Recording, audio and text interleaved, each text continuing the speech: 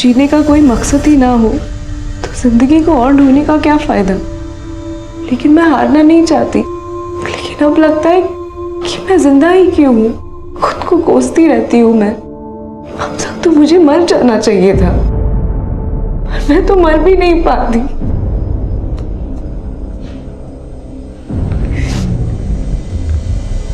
तो तुमने अपनी जान लेने की कोशिश की है?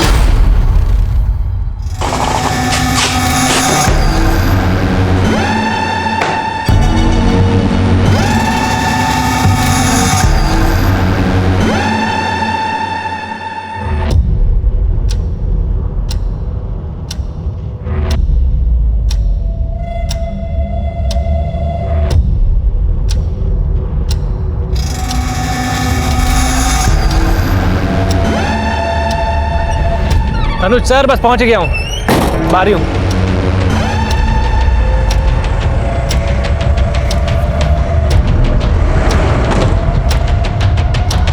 पंद्रह मिनट लेट हो तुम, मालूम है तुम्हें? सर बताइए कितना लोड करना है? ज्ञानेश्वर को बताया तो था, उसने लिस्ट नहीं दी तुम्हें? दी थी सर, पर टैली भी तो करना पड़ता है। तो करो टैली।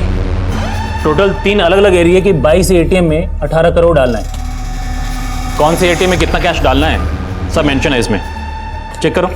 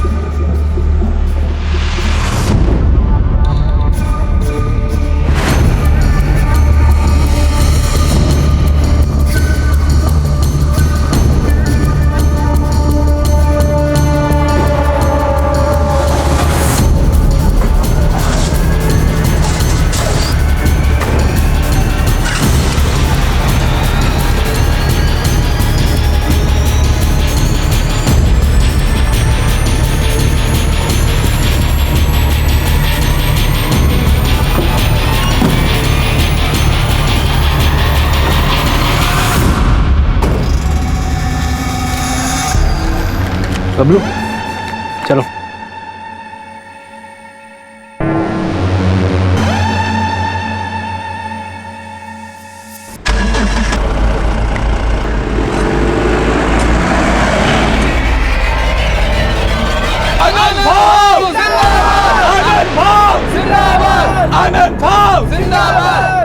पापा की कृपा से इस बार भी कॉर्पोरेशन के चुनाव में आप ही जीतोगे। हर बार की तरह इस बार भी शुभारंभ तुम्हारे हाथों से हुआ है। जिंदाबाद जिंदाबाद जिंदाबाद जिंदाबाद जिंदाबाद जिंदाबाद जिंदाबाद जिंदाबाद। मैं चुनाव का नामांकन भरने जा रहा हूँ। इस मौके पर भी लोकेंद्र साथ नहीं चल रहा है मेरे। आप उसे मना लीजिए।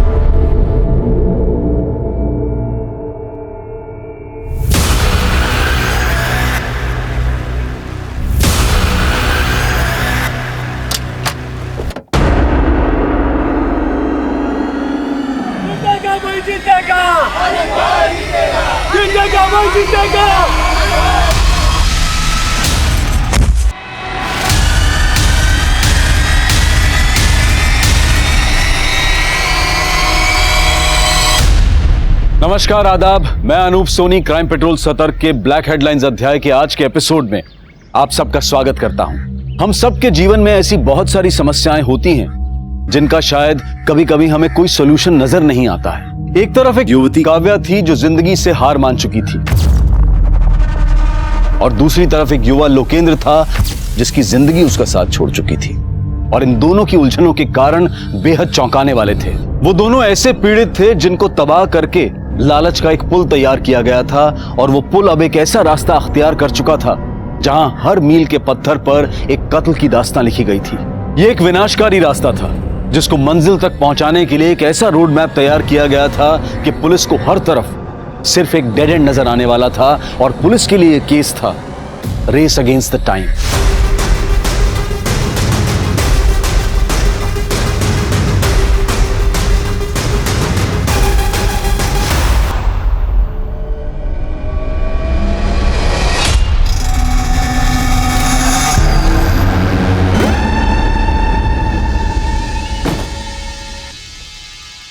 चलता हूँ मैं। तुम्हें पता है ना क्या करना है? काम होने के बाद फोन करना जल्दी। ठीक है, जा जाओ।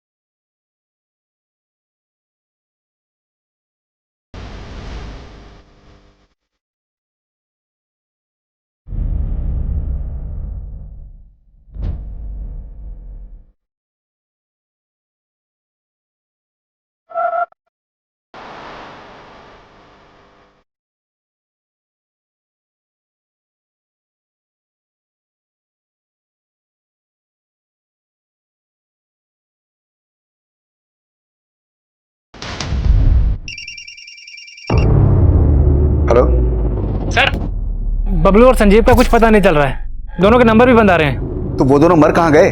और तुमको मैंने कहा था ना कि वैन छोड़कर बिल्कुल नहीं उतरना। सर, आपको बोला था ना मैंने। अब ये सोचो कि पुलिस को क्या बोलना है। वैन का जीपीएस सिस्टम भी डीएक्टिवेट हो चुका है। 11:30 बजे की लास्ट लोकेशन दिखा रही गगनपुरा। उसके बाद तो वैन का अता पता भी नहीं है।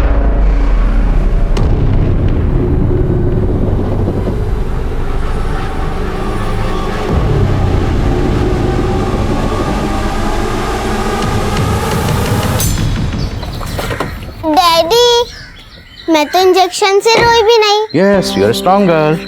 अब तो आप मुझे फन विलेज लेके चलोगे ना? यस, लेकर जाएंगे, लेकिन पहले आप एकदम फिट हो जाओ, फिर चलेंगे फन विलेज। मैं फिट ही तो हूँ। अच्छा, एक मिनट। जैन सर, आदिल, मैं जानता हूँ कि तुम लीव पर हो, लेकिन अगर तुम टाइम निकाल सको तो एक इमरजेंसी केस है। सर प्लीज ऑर्डर कीजिए। एलएनसी बैंक की 18 करोड़ से भरी कैश फंड गायब हो गई और मैं जानता हूँ कि इस केस को तुम्हारे सिवा और कोई भी हैंडल नहीं कर सकता। इससे पहले कि बैंक का पूरा पैसा हमारी पहुंच से दूर चला जाए, हमें किसी भी हालत में क्रिमिनल्स को पकड़ना होगा। समझ गया sir, I am ready. Sub inspector Manish ने इन्वेस्टिगेशन शुरू कर दी है। मैं उससे कहता हूँ कि फौरन तुम्हें रिपोर्ट करें। सर, तुम दोनों के गार्ड और ड्राइवर गायब हैं, तो क्या हम ये मान लेंगे कि सिर्फ वो दोनों इस कांड में शामिल हैं? तुम दोनों नहीं हो? बबलू और संजीव तुम दोनों के कहने पे गायब हुए ना? चलो बताओ, कहाँ हैं दोनों? सर, आप खामोखा शक कर रहे हो सर। हम दोनों तो खुद ही बबलू और संजीव को ढूंढने की कोशिश कर रहे थे। सर, आप मुझे थोड़ा टाइम दीजिए, मैं खुद ही उन्हें ढूंढ के ले आऊंगा। अच्छा, तू ढूंढ के लाएगा उन्हें? इसका मतलब तू जानता है कि वो दोनों कहाँ हैं? चल बता, कहाँ हैं दोनों? बोल। नहीं सर, मुझे अगर वो दोनों नहीं मिले ना, तो तुम दोनों जिंदगी भर जेल में सड़ोगे। ले चलो इन दोनों को। सर, अभी सर, हमें नहीं पता। सर,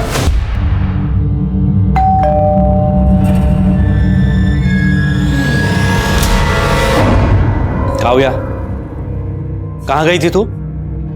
दादा, वो और कहाँ जाएगी? उसी लड़के से मिलने गई होगी। पापा इसकी वजह से बीमार है और इसे तो कुछ फर्क ही नहीं पड़ता। मैडम को घूमने से फुर्सत नहीं है। वही नहीं, बाबा का ख्याल मैं रखूंगी, आप फिक्र मत कीजिए।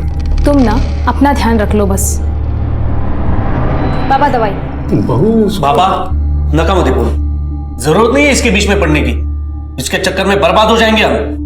बेटा, वो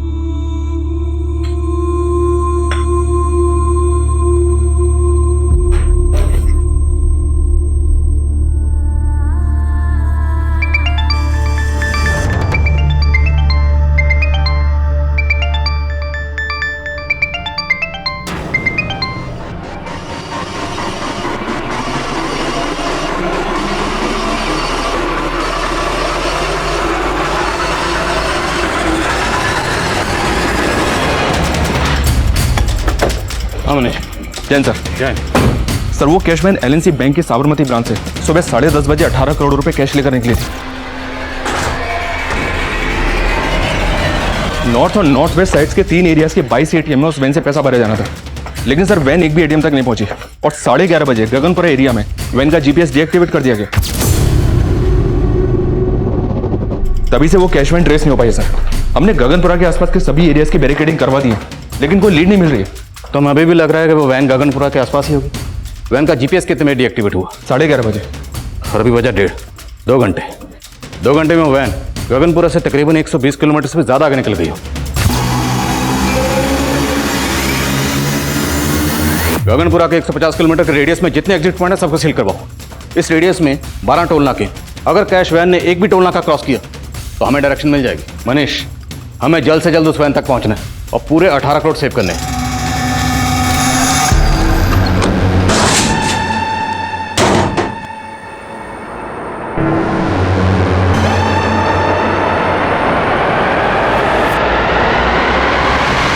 इतनी बड़ी लूट, मुझे नहीं लगता सिर्फ एक गार्ड और ड्राइवर इतना बड़ा कांड कर सकते हैं। सर मुझे कैश मैनेजमेंट मैनेजर ज्ञानेश्वर और कस्टडियन राकेश पे शक है।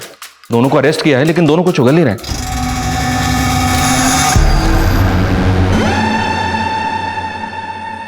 हमें बैंक मैनेजर अनुज से भी मिलना चाहिए और गार्ड और ड्राइवर जहां से गायब हुए हैं उसकी लीड फैमिली से मिल सकती है। फैमिली को कांटेक्ट करो। ऑलरेडी एक टीम भेजी थी सर गार्ड संजीव के घर। उसने एजेंसी को शांति चौक का एड्रेस दिया था। वहां पहुंचने पर पता चला कि गार्ड संजीव 6 महीने पहले वहां से शिफ्ट हो गया था। अब कहां शिफ्ट हुआ ये उसकी एजेंसी वालों को भी नहीं पता था।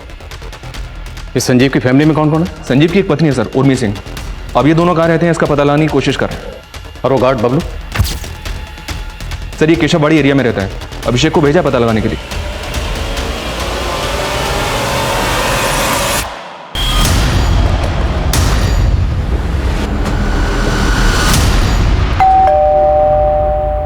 बबलू कहाँ है?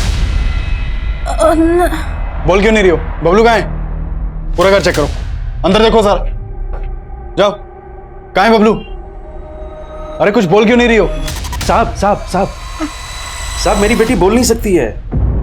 आप कौन है और बबलू के क्या लगते हैं? बबलू मेरा बेटा है साहब, और हमें मालूम है कि आप लोग बबलू पर शक कर रहे हैं। उसकी एजेंसी वाले भी धमका कर गए हैं। साहब बबलू ने कुछ नहीं किया है। अगर उसने कुछ नहीं किया तो फिर वो गायब कहाँ है? साहब हम लोग खुद परेशान हैं। उसका फोन मिला रहे हैं तो फोन नहीं मिल रहा है। साहब उसे फंसाया जा रहा है। कौन फंसा रहा है उसे? मैं चारों ओर खुद को घिरा पाती हूँ। दिल दिमाग सब कुछ काम करना बंद कर देता है। डॉक्टर आपके पास कोई ऐसी दवा है क्या जिससे मेरे दिमाग में जो भी ये ख्याल आते हैं ना वो सब बंद हो जाए? तुम्हें दवा की नहीं काउंसलिंग की जरूरत है। ये तो हमारा सेकंड सेशन है। तुम बार बार आते रहोगे मैं तो नहीं आ पाऊंगी बार बार। मैंने अपने घर वालों तक को भी नहीं बताया कि मैं यहाँ पे इलाज के लिए आ रही हूँ। काव्या, मानसिक अशांति से निजात पाने का पहला स्टेप है कि ये जो दिल और दिमाग में है ना उसको दबाओ मत। सब कुछ सच सच बता दो। वो सच चाहे कितना भी कड़वा क्यों ना हो। तुम पे कोई क्राइम हुआ है या तुमने कोई क्राइम किया है, जो भी है सब कुछ सच सच बता दो। ये हम दोनों का सीक्रेट होगा।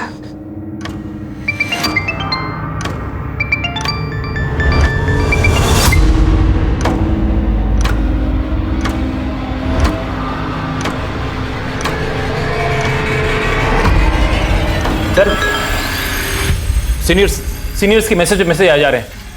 प्रेशर बहुत बढ़ गया है सर, प्लीज जल्दी कुछ कीजिए। हम अपनी ओर से पूरी कोशिश कर रहे हैं। आप ये बताइए, आपको किसी पे शक है? मुझे तो वो कैश मैनेजमेंट वालों पे ही शक है सर। 18 करोड़ ले जाने के लिए सुबह सिर्फ एक वैन भेजी थी उन्होंने। सुबह जो वैन आई थी बैंक में, मैंने तभी पॉइंट आउट किया थी बात। ये कैसे काम करते हो तुम लोग? 18 करोड़ ले जाने के लिए एक वैन भेजी है। मैं करता हूँ ज्ञानेश्वर से बात। I can not take this risk. Sir risk की कोई बात नहीं है, मैं हूं ना। सर थोड़ी प्रॉब्लम है, समझिए। एक वैन खराब है, दूसरी वैन का ड्राइवर छुट्टी पे गया हुआ है। मैं सब संभाल लूंगा सर, आपका काम हो जाएगा, वी डोंट वरी। तो अगर आपको सुबह ही राजेश पे शक हो गया था तो आपने 18 करोड़ लेकर उसे कैश वैन के साथ जाना अलाउ क्यों किया?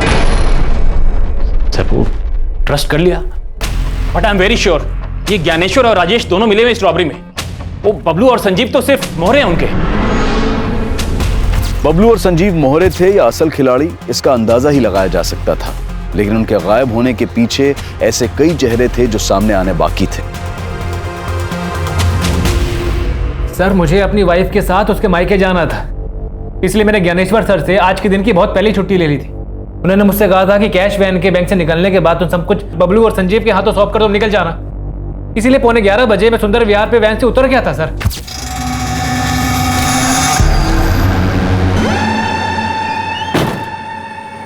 चलो चलता हूँ मैं। ठीक है सर, उसके बाद क्या हुआ मुझे सच में नहीं मालूम है सर। सर, वो बहुत मंदी है ना, तो 3 वैन का खर्चा बचाने के लिए हम लोग एक ही वैन का इस्तेमाल कर रहे थे, इसीलिए एक वैन भेजी थी सर। एक वैन इसलिए भेजी थी क्योंकि एक ही बार मोटा हाथ मारना चाहते थे, और राजेश को वैन से उतरने के लिए इसलिए बोला क्योंकि बबलू और संजीव के साथ पूरी प्लानिंग पहले से कर रखी थी। नहीं नहीं सर, कोई प्लानिंग नहीं की थी हम लोगों ने, बल्कि राजेश ही उल्टा बार बार छुट्टी चाहिए बोलता था। सर, अब मुझे समझ में आ गया, ये ना छुट्टी के नाम पे अपने आप को बचाने का दिमाग लगा रहा था सर राजेश। दिमाग अब तुम लगा रहे हो। अगर राजेश पे शक था तो पहले इन्फॉर्म क्यों नहीं किया? सर, राजेश पे शक था, लेकिन बबलू और संजीव पे पूरा भरोसा था सर, क्योंकि 6 महीने पहले भी हमारे कैश वैन को लूटने की कोशिश की गई थी। तब अपनी जान पे खेल करके बबलू और संजीव कैश वैन को वापस लेकर आए थे सही सलामत। 6 महीने पहले वैन लूटने की कोशिश किसने की थी? सर, ये तो आज तक पता नहीं चल पाया, लेकिन वो मामला पटेल नगर पुलिस स्टेशन में दर्ज है। तो फिर जब संजीव ने एड्रेस चेंज किया तो उसने अपडेट क्यों नहीं किया? सर, वो बबलू ने सर उसके दिमाग में कचरा भर दिया होगा, इसीलिए। कहना क्या चाहते तुम? सर, बबलू की बहन है, इसलिए उसकी शादी नहीं हो रही थी, लेकिन बबलू ने अपनी बहन के लिए लड़का ढूंढ लिया था। वो उसके दहेज में 5 लाख रुपए देना चाहता था, उसी के जुगाड़ में लगा हुआ था वो। तुझे 5 लाख का लोन चाहिए, वो भी कंपनी से? भूल जा, लोन नहीं मिलेगा। अरे इधर पगार टाइम से मिलता नहीं है, तुझे लोन कौन देगा?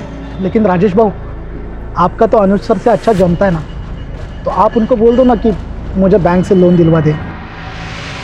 सर, लेकिन कहीं से पैसों का इंतजाम नहीं हो पा रहा था, शायद इसीलिए 18 करोड़ देखकर बबलू की नीयत डोल गई होगी। सर साहब, ये सही बात है कि वो अपनी बहन की शादी अपने दोस्त से करवा रहा था, जिसके लिए वो उस लड़के को 5 लाख रुपए भी देना चाहता था, लेकिन मैं खिलाफ था। बाबा, ये दहेज नहीं है, मेरे दोस्त को बिजनेस शुरू करने के लिए 5 लाख रुपए की ज़रूरत है। हम अगर उसे 5 लाख रुपए दे देंगे तो शादी के बाद वो पैसे विवाह के ही काम आएंगे ना, और वैसे भी बड़ी मुश्किल से कोई तैयार हुआ है विवाह से शादी करने के लिए। पर बेटा, ये 5 लाख देंगे कहाँ से उसको? बाबा, हम विवाह की खुशी के लिए अपनी ज़मीन बेच देंगे। और साहब, बबलू ने हमारी ज़मीन को 10 लाख रुपए में बेच दिया, उनमें से 5 लाख रुपए तो विवाह के होने वाले पति को बिजनेस के लिए दे दिए, और बाकी बचे 5 लाख रुपए की एफडी करवा दी। पूरे 18 करोड़ के साथ गायब है वो। अगर आप कुछ भी जानते हैं तो बता दीजिए, वरना आप दोनों साथ में अंदर जाएंगे। क्या सोच रही हो?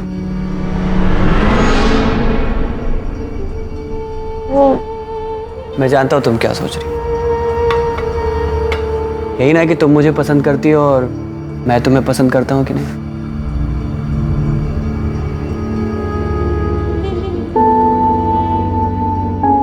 मैं तुम्हें अपनी जान से ज्यादा प्यार करता हूं। सुधीर, मैं वाहिद। दोबारा ऐसा मत बोलना।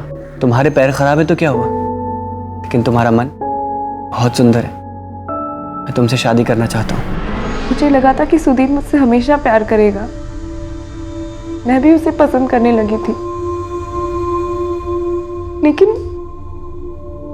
लेकिन क्या काव्या, तुम चुप क्यों हो गई? क्या हुआ? कहीं वो लड़के ने तुम्हारे साथ कुछ गलत? नहीं डॉक्टर, ऐसा कुछ नहीं है। तो फिर प्रॉब्लम क्या है?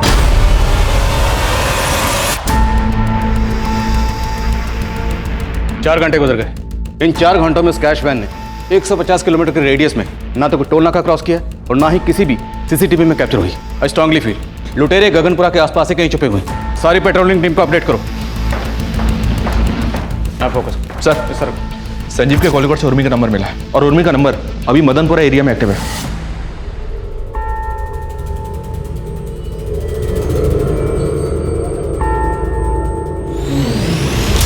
हो सकता है उर्मी संजीव के साथ फोन पर टच में।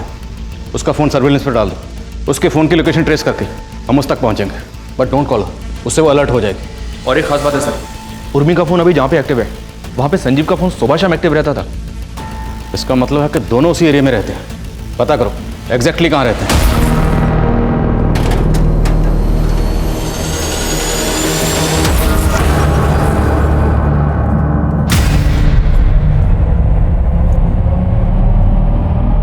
अरे क्या चाहती हो तुम? क्यों अवॉइड कर रही हो मुझे? ठीक है, अभी दे दो। सर एक मैसेज आया सर। हेलो सब गगनपुरा के पास के जंगल में वो कैश वैन खड़ी मिली है। Over sir.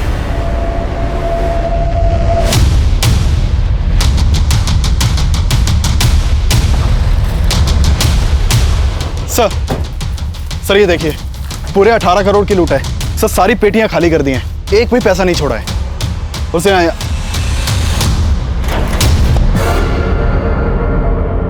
सर इस पेटी में बबलू की लाश है।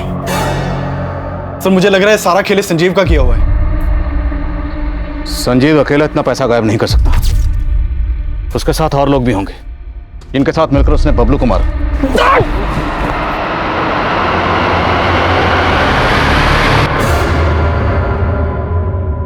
बबलू को मारने के बाद उन्होंने ये पूरा पैसा किसी दूसरी गाड़ी में ट्रांसफर किया होगा।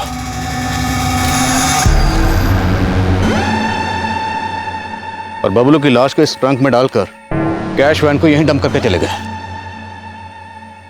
जिस गाड़ी से वो पैसा लेकर भागे हो सकता है वो गाड़ी इस कैश वैन को पहले से फॉलो कर रही है। जहां जहां से कैश वैन गुजरी उन सब जगह के सीसीटीवी क्लोजली मॉनिटर करो और पता करो क्या कोई पर्टिकुलर ऐसी गाड़ी थी जो कैश वैन को लगातार फॉलो कर रही थी। सर उस कैश वैन से लूटे गए 18 करोड़ पुलिस की पहुंच से बहुत दूर नजर आ रहे थे, लेकिन जल्द ही पुलिस ने कैश वैन के गार्ड संजीव की बीवी उर्मी का पता लगा लिया था।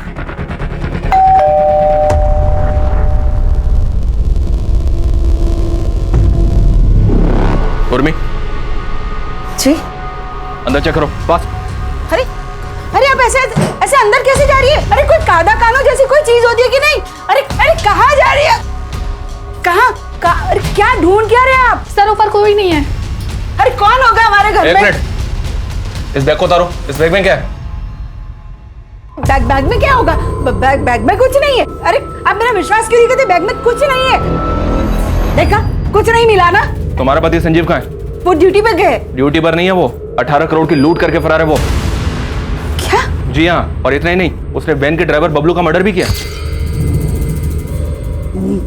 मेरे पति ऐसा कुछ नहीं कर सकते। उन्होंने कभी जिंदगी में किसी का 1 रुपया नहीं लिया। और अब 18 करोड़ की बात कर रहे हैं। और ऐसी कोई बात होती ना तो सुबह वो हमारी सगाई की अंगूठी लेके नहीं जाते बेचने के लिए। क्या? हाँ सोने की अंगूठी? हाँ, वो भी हमारी सगाई की। पूरे 7,000 में बेची, वो भी घर का किराया भरने के लिए। पूर्वी अंगूठी बेच के भी सिर्फ 7,000 का जुगाड़ हो पाया है। ये सब कहानियां बहुत सुनी हमने थाने में मैडम। अभी सीधी तरह से बताओ संजीव कहाँ है? बोलो।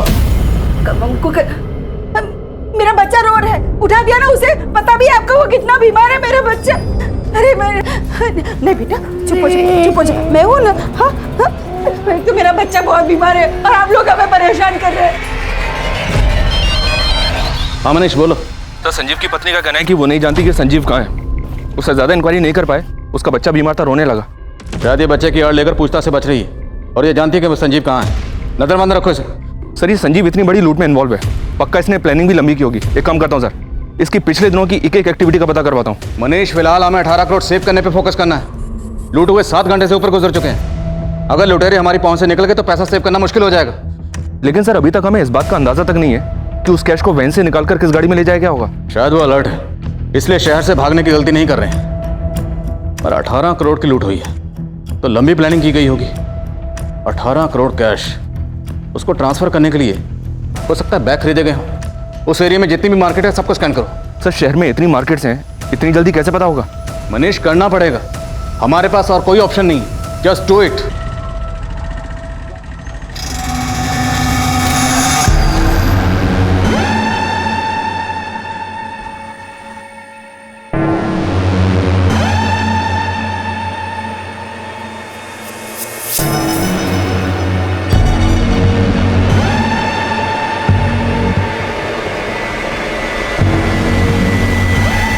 मुझे पता है रे तेरी असलियत। मेरी अपाहिज बहन को शादी का झांसा देकर उसकी जायदाद पे नजर है तेरी। अरे आप मेरी बात चल। एकदा सांगून ठेवतो, मेरी बहन से दूर रहे वरना जान ले लूंगा तेरी। चल चला रे आप। बाबा सुधीर अच्छा लड़का है। काव्या काम बाबा, इसके मोह में पागल मत बनिए आप। उस लड़के से शादी करेगी नहीं तो ये बर्बाद हो जाएगी। मेरे भैया भाभी को लगता था कि सुधीर चीटर है, लेकिन मेरे पापा को मुझ पे भरोसा था। उन्हें सुधीर पसंद भी था, पर तुम्हारे पापा तुम्हारे साथ थे तो प्रॉब्लम क्या था? तुम्हारा सुधीर से दूर होने का कारण तुम्हारे भैया थे या कुछ और? 18 करोड़ की लूट हुए 12 घंटे बीत चुके थे और अंधेरा होने के बाद पुलिस को उन क्रिमिनल्स तक पहुंचने का कोई जरिया नजर नहीं आ रहा था। सर 8 बजे तक तो खबरियों को मार्केट में छानबीन की इन्फॉर्मेशन ही पास आउट हो पाई थी और थोड़ी ही देर में सारी मार्केट बंद हो गई।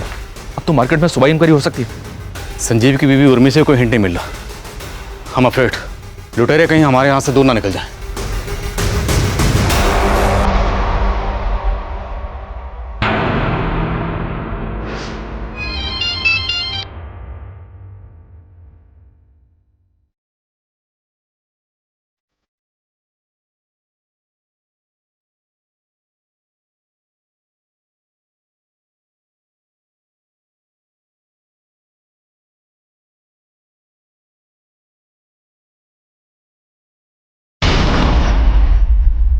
कहाँ भाग रही है? कहाँ भागेंगे हम? अरे हमारा बच्चा है, हम अपने बच्चे को छोड़ के भागेंगे?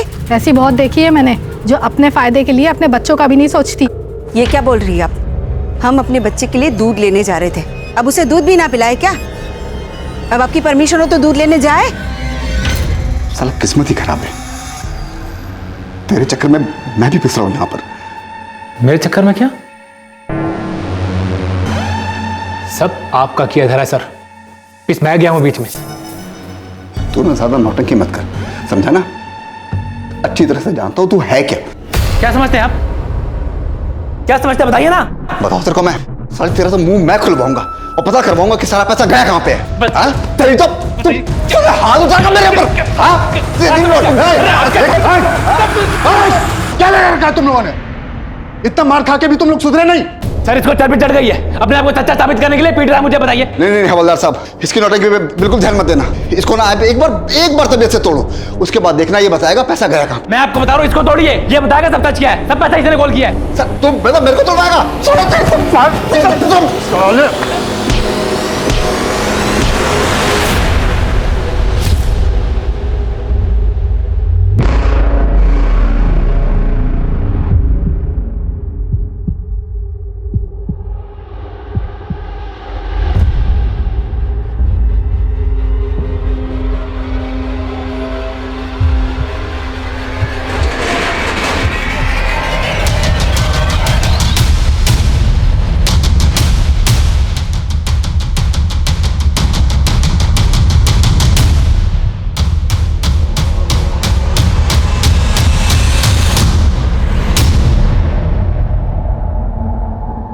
संजीव की बॉडी, दूसरी बॉडी किसकी है? सर मैं गाड़ी का रजिस्ट्रेशन नंबर डिटेल से निकलवाने के लिए हेडक्वार्टर भेजता हूँ। और आसपास पता करो, किसने कुछ देखा है क्या? सर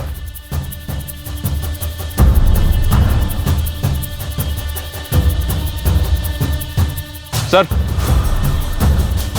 ये देखिए सर, गाड़ी का फ्यूल टैंक ऑलमोस्ट खाली है।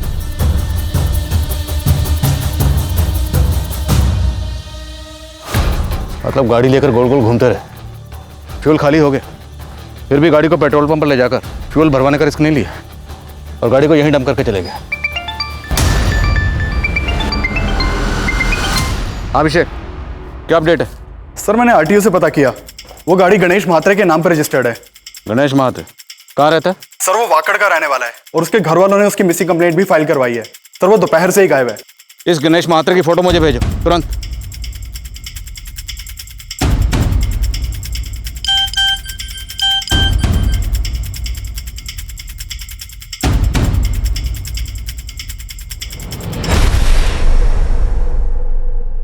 ये तो गणेश महात्रे ही। ये तो साफ जाहिर है सर कि गणेश की गाड़ी को लूटने के लिए इसकी हत्या की गई है, लेकिन सर संजीव को तो बबलू के साथ ही मार दिया गया होगा। तो फिर बबलू की लाश को वहां कैश वैन में छोड़ के संजीव की लाश को गणेश की लाश के साथ यहाँ क्यों लेकर आए होंगे? ये सब करने के पीछे इनका मकसद क्या होगा? बबलू की लाश के बाद संजीव और उसके साथ एक और लाश। 18 करोड़ की लूट के साथ 3 हत्याएं हो चुकी थी और ये आंकड़ा अभी और भी बढ़ने वाला था। और लूट के 24 घंटे बाद पुलिस सिर्फ अंदाजों पर काम कर रही थी, लेकिन उनका एक अंदाजा काम कर गया था।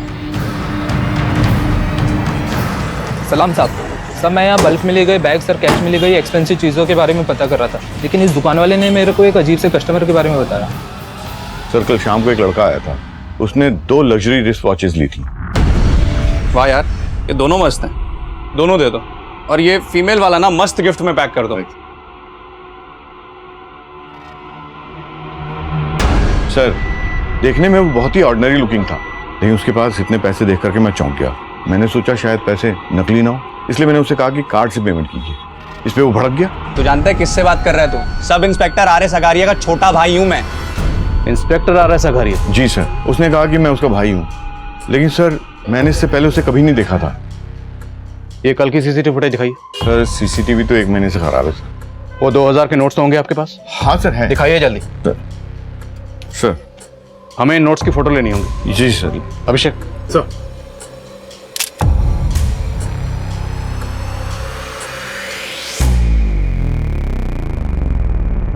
हेलो सर, ये नंबर सुसीरीज के पैसों से मैच हो रहे हैं। सर बैंक मैनेजर अनुज का कहना है कि इन नोटों की सीरीज उन 18 करोड़ वाले नोटों से मिलती है। इसका मतलब है वो लड़का लूट में शामिल था और लूट के पैसों से खरीदारी करने आया था।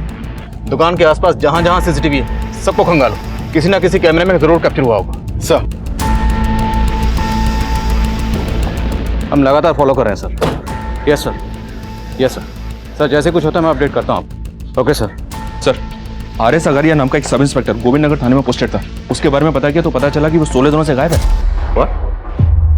जो लड़का लूट के पैसों से घड़ियां खरीदने आया था वो खुद को सब इंस्पेक्टर अगारिया का भाई बता रहा था, और अब ये अगारिया भी 16 दिनों से गायब है। कहीं ये सब इंस्पेक्टर अगारिया भी इस लूट में शामिल तो नहीं? पॉसिबल है सर। और एक बात सर, सब इंस्पेक्टर अगारिया का एक जूनियर है, फोन पर अगारिया की मिसिंग होने की कुछ और ही कहानी सुना रहा है। उसको बुलवा लिया है, आता ही होगा। सर अगारिया सर का तो कोई सगा भाई नहीं था। सगा ना सही, सौतेला होगा, कजिन होगा, यार दोस्त होगा, कोई तो होगा, वरना कोई ऐसे ही खुद को अगारिया का भाई क्यों बोलेगा? अच्छा ये अगारिया 16 दिन से गायब क्यों? सर गायब नहीं है वो, मुझे डाउट है कि उनको किसी ने गायब करवाया है। किस पे डाउट है? डरो नहीं, बोलो बोलो। सर हमारे एरिया के कॉर्पोरेटर आनंद कुमार सर, उसी के बेटे की संदिग्ध मौत का केस सॉल्व कर रहे थे अगारिया सर। ये सब कुछ जब हुआ तो लोकेंद्र के पास कौन था? कोई नहीं था, वो ऊपर अकेला था। आपके कहने का मतलब है कि लोकेंद्र गलती से नीचे गिर गया? शायद उसने खुद अपनी जान ले ली। लेकिन आपका बेटा लोकेंद्र ऐसा करेगा क्यों? सब मेरी वजह से हुआ है। पहले मेरा फैसला उस पर थोपना नहीं चाहिए था। ए लोकेंद्र, इतने बड़े नेता की बेटी का रिश्ता है तुम्हारे लिए और तुम मना क्यों कर रहे हो? पापा मैं मर जाऊंगा लेकिन ये शादी नहीं करूंगा। कान खोल के सुन ले, अगर तेरी शादी होगी ना तो मेरी पसंद की लड़की से ही होगी। मेरी तरह उसने भी जिद पकड़ ली थी, लेकिन एक बाप होने के नाते मुझे उसे समझ लेना चाहिए था। मैं उसे नहीं समझ पाया। मैंने सपने भी नहीं सोचा था कि मेरा बेटा इस तरह आत्महत्या करेगा। सर उसने बताया था कि उसके बेटे ने दूसरे फ्लोर से कूदकर आत्महत्या की है, लेकिन सर जब पोस्टमार्टम रिपोर्ट आई तो कुछ और ही सामने आया था। आनंद जी, आपने हमें बताया था कि आपके बेटे ने ऊपर से कूद के आत्महत्या की, लेकिन इस पोस्टमार्टम रिपोर्ट के हिसाब से आपके बेटे की गला दबा के हत्या की गई थी और उसके बाद उसकी लाश को दूसरी मंजिल से नीचे फेंक दिया गया।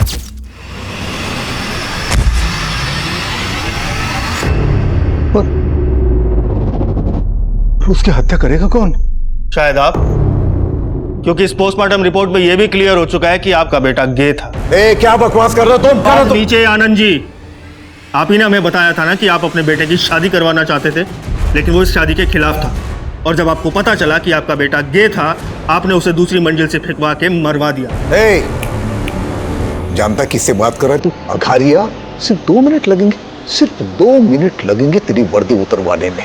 और सर अगले दिन से अगारिया सर मिसिंग है। सर मुझे पक्का डाउट है इस आनंद कुमार ने अगारिया सर को गायब किया है। ठीक है उमा, थैंक यू सर। कहीं अगारिया के इशारे पर ये कांस्टेबल उसको बचाने की कोशिश तो नहीं कर रहा है?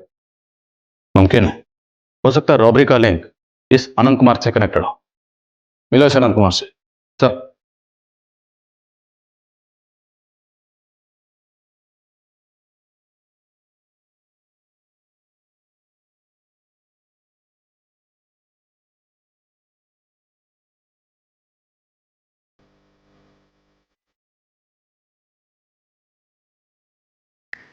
Hello, police station? काव्या, तुम्हें डरने की ज़रूरत नहीं है। मुझ पे भरोसा रखो, मैं हर कंडीशन में तुम्हारे साथ हूँ।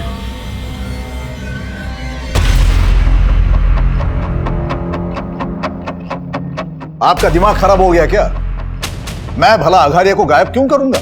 क्योंकि डाउट था सब इंस्पेक्टर अगारिया को, ये आपने मरवाया था अपने बेटे को। कोई डाउट वाउट नहीं था उसे, बल्कि वो ये चाहता था कि मैं उसे डर के उसे लाखों रुपए दे दूं, और इसी वजह से मेरे बेटे को मरवाने का आरोप मुझ पर लगाने की कोशिश कर रहा था वो। अच्छा, झूठ बोलकर सच को बदल रहे हैं, या फिर अगारिया से ब्लैकमेल ना हो इसलिए अगारिया को? क्या सबूत है आपके पास? मैंने अघारिया को गायब किया। आपके बेटे की पोस्टमार्टम रिपोर्ट पढ़ी है मैंने, काफी कुछ क्लियर हो गया उसे। बस एक सबूत और, उसके बाद काफी लंबा अंदर जाने वाले हैं। कैमरा 3 शिफ्ट कर दे। सर आइए। सर एक बात है, पता नहीं अपने काम किया है या नहीं। बात क्या? सर एक प्रभा नाम की साइकेट्रिस्ट ने एक कंप्लेंट फाइल करवाई है। उसकी एक पेशेंट है जो कि रेप विक्टिम है, और उसका कहना है कि एक पुलिस वाले ने उसका रेप किया है। कौन है पुलिस वाला? सर वो तो पता नहीं, लेकिन हमारे इस रोबरी वाले केस में भी एक पुलिस वाले का नाम आ रहा है, इसलिए सोचा आपको बता दूं। ये विक्टिम लड़की रहती कहाँ है? नाम क्या है? सर आपने तो प्रॉमिस किया था ना, आप किसी को नहीं बताएंगे। काव्या, ऐसे लोग बाहर रहेंगे तो तुम्हारी तरह दूसरे लड़कियां भी मुसीबत में पड़ जाएंगे। काव्या, आपको किसी से डरने की जरूरत नहीं है, जो भी हुआ था साफ साफ हो गई। उस रात मैं और बाबा घर वापस आ रहे थे, तभी एक पुलिस वाले ने हमारी गाड़ी रोक दी। क्या हुआ सर? हमारी गाड़ी रुकते ही 3 और लोग आ गए थे।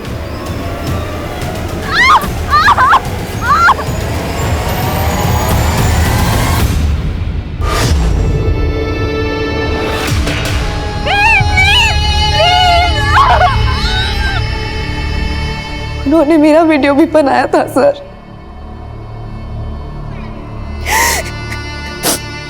उन्होंने हमें धमकी भी दी थी, अगर पुलिस के पास गए तो वीडियो अपलोड कर देंगे। सर वो आपका कुछ नहीं बिगाड़ पाएंगे, भरोसा रखिए। काव्य,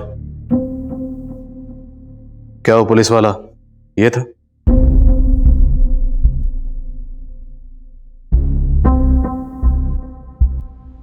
नहीं सर, ये नहीं था।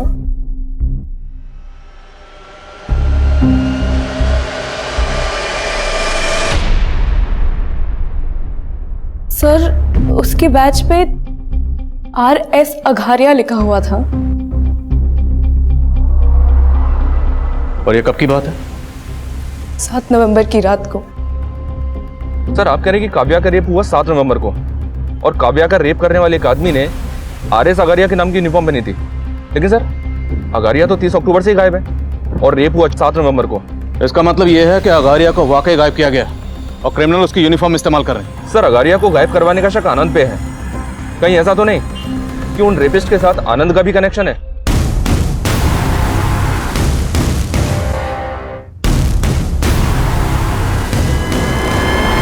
इतने सब का 18 करोड़ की रॉबरी से क्या कनेक्शन होगा?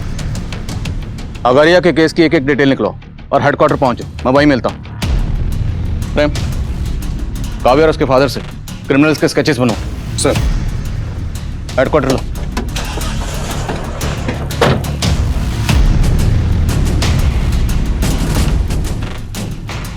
काव्या एक रेप विक्टिम थी, लेकिन क्या उसके रेपिस्ट वाकई पुलिस वाले थे, या फिर अपराधियों की ही ये कोई मोडस ऑपरेंडी थी जो पुलिस की वर्दी का इस्तेमाल करके इन वारदातों को अंजाम दे रहे थे? सर काव्या और उसके फादर ने इन 4 लोगों के स्केच बनवाए, लेकिन इनमें से एक भी sketch sub inspector RS Agariya से नहीं मिलता है। तो हो सकता है जिस लड़के ने खुद को RS अगारिया का भाई बताकर वो घड़ियां खरीदी थी और दुकानदार को धमकाया था, वो लड़का इनमें से कोई एक हो। देखिए इनमें से किस लड़के ने घड़ी खरीदी थी आपसे, गौर से देखिए। ये दोनों मस्त है, दोनों दे दो। ये वाला लड़का था, इसने वो 2 घड़ियां खरीदी थी। ये घड़ी भी अच्छी है और अपना वक्त भी अच्छा है। हाँ, लेकिन ये 18 करोड़ के गद्दे पर लेट लेट कर तो मेरी नींद ही उड़ गई है।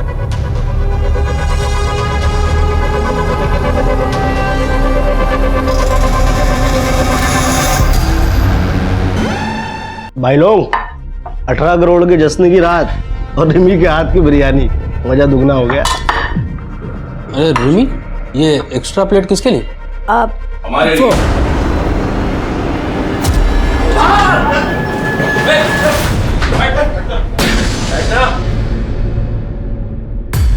ऐसे क्या देख रहे हो? रिमी ने बताया नहीं? इस दावत पर रिमी ने तुम लोगों को हमारे कहने पर बुलवाया।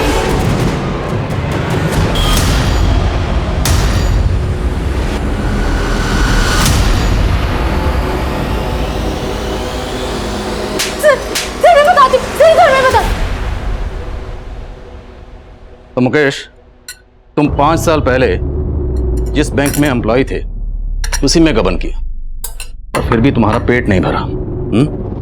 तो मैं तुम्हारा पेट भरूं? और जेल में तुम्हारी मुलाकात हुई मिस्टर जस्टिन से, जिसे जेल पहुंचाया था इंस्पेक्टर आघारिया ने। साहब मेरे को आगारिया से बदला लेने का था।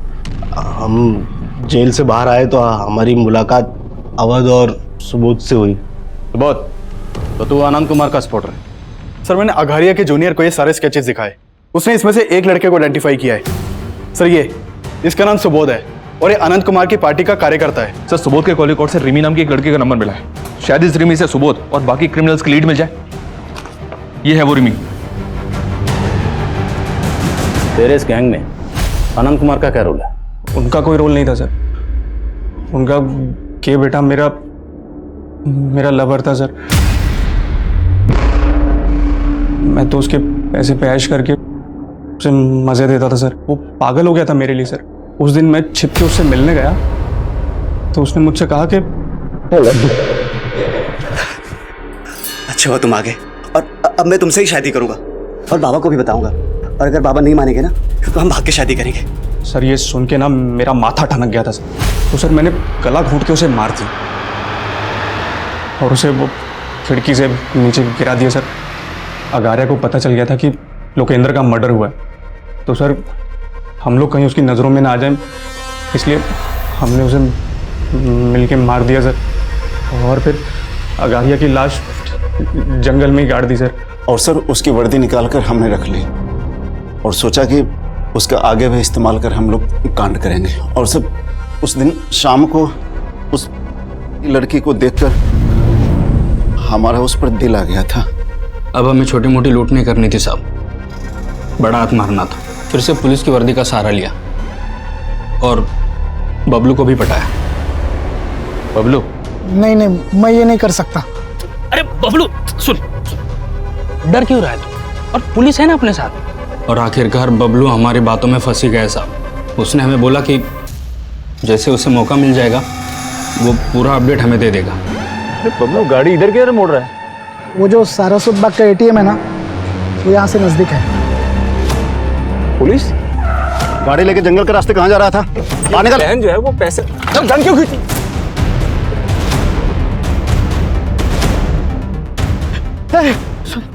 जल्दी से इसको गाड़ दो इधर किधर भी, और मेरे को बेहोश कर दो। पुलिस को मैं बता दूंगा होश में आने के बाद कि संजीव सारा पैसा लेके भाग गया। उसकी जरूरत नहीं पड़ेगी।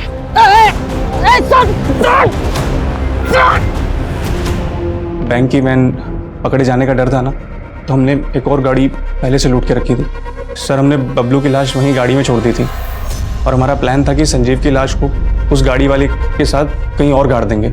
और इतने में रास्ते में हमारा तेल खत्म हो गया सर, तो हमने सर हमारी गाड़ी वहीं खड़ी कर दी और बैग लेके वहां से भाग गए सर।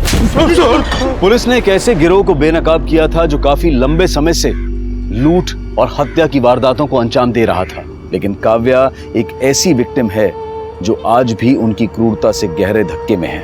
लेकिन हम उम्मीद करते हैं कि काव्या जिस परिस्थिति से गुजर रही है वो जल्द से जल्द उससे सही सलामत बाहर आ पाएगी। अब मैं अनूप सोनी आपसे विदा लेता हूं। फिर मुलाकात होगी क्राइम पेट्रोल सतर्क के ब्लैक हेडलाइंस अध्याय में एक और नए केस के साथ। और याद रखें, क्राइम और आपके बीच में सिर्फ इतना फर्क है कि आप कितने सतर्क हैं। सतर्क रहें, सुरक्षित रहें। जय हिंद।